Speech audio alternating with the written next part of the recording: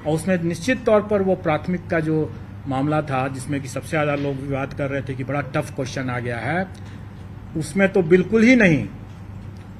किसी भी विषय में एक दो विषय को छोड़ करके और एक दो मामले को छोड़ करके किसी भी मामले में हमें अपने क्वालिफाइंग कट ऑफ को रिलैक्स करने की जरूरत नहीं पड़ी।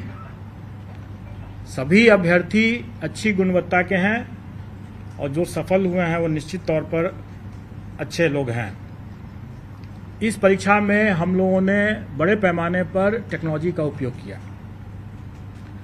कुछ की बानगी तो आप लोगों ने यहाँ के आयोग के हमारे कमांड कंट्रोल रूम को भी देख करके आप लोगों ने समझ लिया होगा। कुछ की बानगी जो मुन्ना भाई पकड़े गए उन्हें भी अब समझ में आ गया होगा। और इसके अलावा जो मैं बार बार ये कहता रहा हूँ कि जो कार्य हम पर्दे के समक्ष करते हैं वो सब लोग देखते हैं, सब लोग के नज़र में रहता है, लेकिन उससे कहीं ज़्यादा कार्य जो होता है वो पर्दे के पीछे भी होता है। और पर्दे के पीछे का कार्य महत्वपूर्ण होता है, लोगों की नज़र में नहीं रहता, इसलिए ज़्यादा उसमें हम लोगों को एहतियात बरतने की ज़रूरत पड़ती है। आज जो हम इतने परीक्षा फल को बनाए हैं और आज जो हम जिला आवंटन कर पाए हैं इतने कम समय में, इसका श्रेय जाता है हम लोगों के टेक्नोलॉजी को यूज़ करने का। हम लोगों ने सारा चीज़ सॉफ्टवेयर से किया, रिजल्ट भी बनाया सॉफ्टवेयर से, और डिस्ट्रिक्ट एलोकेशन भी सॉफ्टवेयर से हम लोगों ने किया है। और इसको हम लोगों ने आगे बढ़ाते हुए, चूंकि हम लोगों ने देखा कि डॉक्यूमेंट वेरिफिकेशन के समय जो हम लोगों ने 11th, 12th and 9th, 10th का जो डॉक्यूमेंट वेरिफिकेशन का काम कराए, उसमें हम लोगों ने पाया कि अभ्यर्थी आवेदन देते समय 1000 तरह की गलतियां कर बैठे थे। उसके बाद जब वो वहाँ पर डॉक्यूमेंट वेरिफिकेशन के लिए आए तो उसमें भी कई गलतियां हुए, क्योंकि कई लोगों का तो पूर्ण वेरिफिकेशन हो गया, लेकिन कुछ लोगों का पार्शियल हुआ।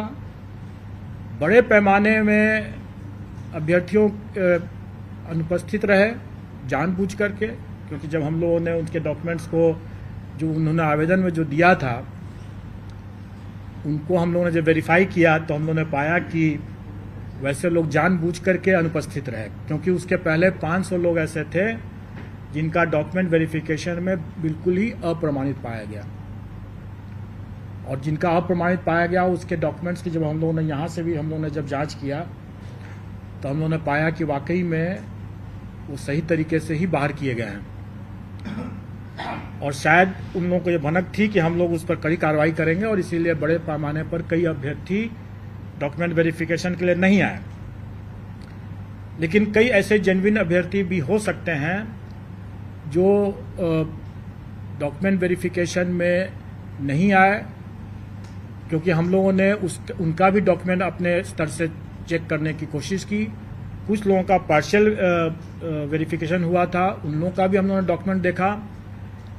इन सब कठिनाइयों को देखते हुए हम लोगों ने यह निर्णय लिया कि हम लोगों को इसमें भी टेक्नोलॉजी का उपयोग करना पड़ेगा, क्योंकि हम लोग ये सारा कार्य खुद नहीं कर सकते हैं।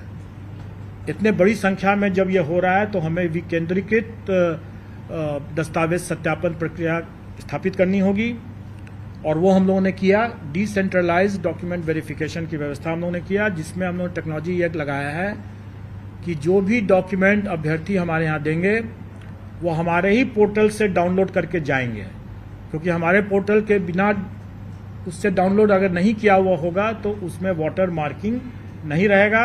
इसका मतलब ये होगा कि वो डॉक्यूमेंट हमारे पोर्टल पर नहीं है।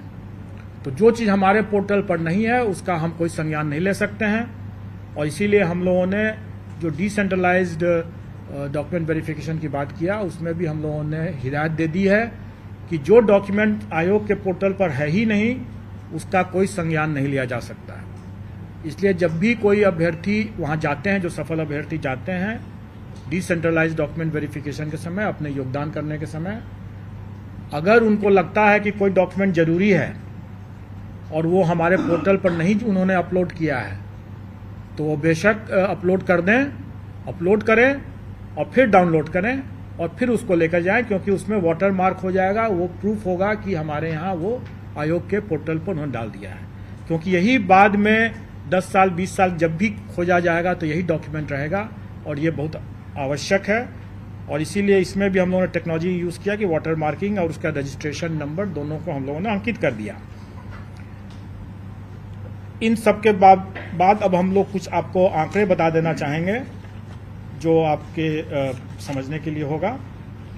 और इसमें 11-12 की जो वैकेंसी थी उसमें 57,602, उसके अगेंस्ट में हम लोगों ने 23,701 रिजल्ट दिया है। यह रिजल्ट कम नहीं है क्योंकि टोटल अभ्यर्थियों की संख्या मुश्किल से 30,000 से भी अधिक नहीं थी। इसमें 23,000 अभ्यर्थियों की संख्या जो थी इसमें 37,000 थी, जबकि रिजल्ट हम लोगों ने 23,701 दिया है। मैं उसका भी आपको विश्लेषण बता दूंगा। अभी हम लोग जो 11-12 का मामला है उसमें 23,701 हम लोग रिजल्ट दे रहे हैं। 9वीं-10वीं वाला जो मामला है उसमें 26,204 दे रहे हैं। और प्राथमिक का जो मामला है उसमें हम लोग 72,419 रिजल्ट देंगे। टोटल हम लोग 204 है 9-10 का, प्राथमिक का है 72,419। टोटल हम लोग दे रहे हैं 1,22,324। और मैं आपको बता दूं कि जो अब आप लोगों को मिल जाएगा, मैं थोड़ी दूसरी बात बता देता हूं।